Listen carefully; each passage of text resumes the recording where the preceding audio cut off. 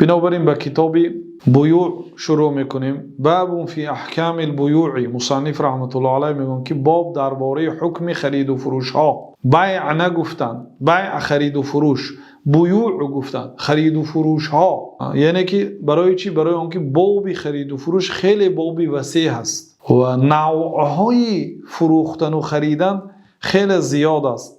هر روز بنده یا میخرد یا میفروشد.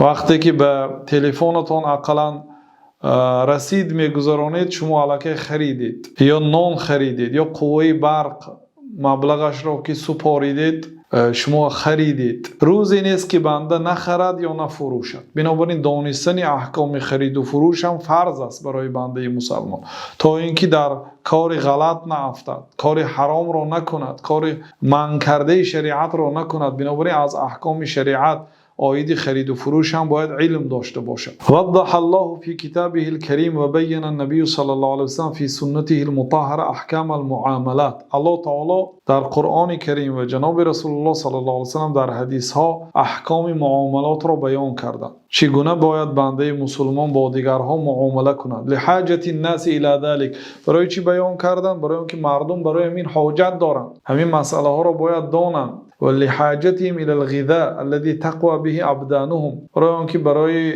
بدنهاشان به غذا محتاج هستند، میرن نان میخرند، طعام میخرند. وقتی که میخرند باید احکام خرید و فروش را دانند. و الى الملابس، لباس میخرند. و المساکن، خانه میخرند یا میفروشند یا خانه اجاره میگیرند. هر ماه پول اجاره میدید. اجاره هم نوع خرید و فروش است. و المراکب، مثلا به یک نقلیات میشینید، مبلغی اجاره نقلیات میدهید، از این ایستگاه تا آن ایستگاه برد شما را، مزد آن را میدهید. شما الکی خریدید، فایده را خریدید به عوض مبلغ. این خرید و فروش است. و غیرها من ضروریات الحیات و مکملاتها. غیر این از ضروریات حیات و مکملات حیات.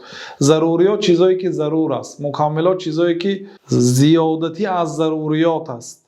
مثلا خریدن نان، برنج اگر به ضروریات داخل شود، خریدن خوریش ها، شیرینی ها، میوه ها، اینو مکملات حساب میشه. چیزای اضافگی. داشتن یک خانه عادی که در آن زندگی میکنید و خواب میکنید، این ضروریات است، خواه به اجاره باشد خواه به خریدن.